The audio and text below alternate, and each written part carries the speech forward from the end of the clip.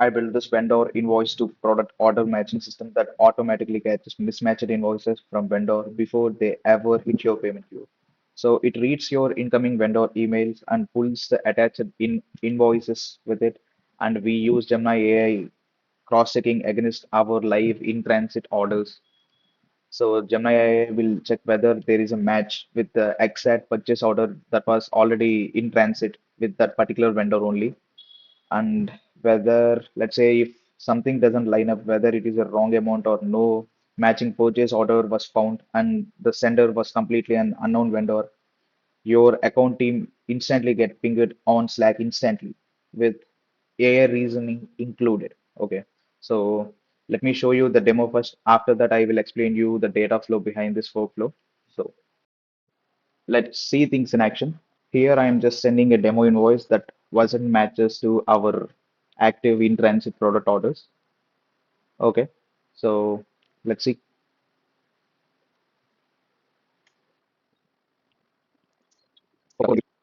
Yeah, just have a look. The workflow clearly stated, I mean, the message clearly stated that the invoice what was not in our purchase orders and all. So yeah, it's completely fine. So uh, if needed, we can also be testing the same with the matching invoice too. But yeah, this is how the whole system will work in production. So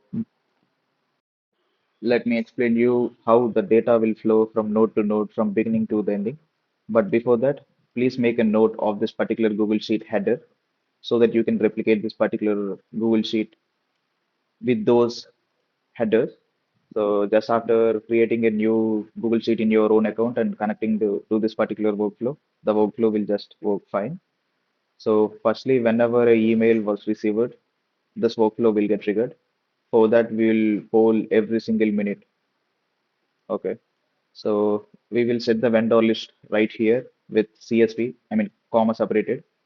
So yeah, and we will check whether the sender was one of our vendor or not. So this is the custom logic that I have been wrote for it. And after that, we will be grabbing the email details along with the attachments. The attachment was nothing but the invoice which the vendor will send in the PDF. So after that, it will download that particular invoice in binary data. So we will check whether an binary data was present or not, which indirectly proves that okay, an invoice was attached to that particular email. So once that got proved, we will check the product reordering sheet. Okay, and the filters was very particular. We will be only matching the vendor email.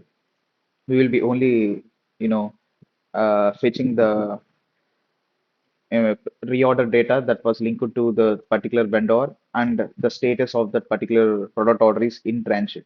Transit.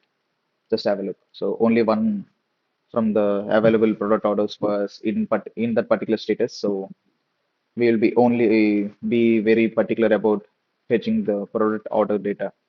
After that, we will just aggregate the whole. We will simply convert the whole data to the binary 64 base 64 format because we are sending that particular invoice to the Gemini model here because Gemini model doesn't support binary data by default.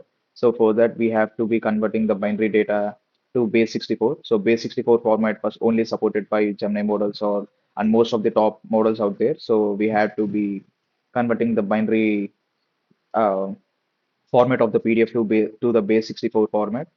So after that, we will be parsing the Gemini's output and we will be receiving whether it was a match or not and whether, it was whether what is the confidence of that particular, match. And after that, the AI reasoning will be also included. So if the match was found, it will update the Slack like this. One of our vendors submitted an invoice and AI compared with our in-transit purchase order. Yeah, they have matched and the vendor AI and the reasoning for this particular thing. And the message will also include a note to simply cross-verify while clearing the payment for that particular vendor. But if there is no match, it will simply send this particular message. Okay. So this is how the whole system will work in the backend. So this is how the data will actually flow from node to node. So yeah.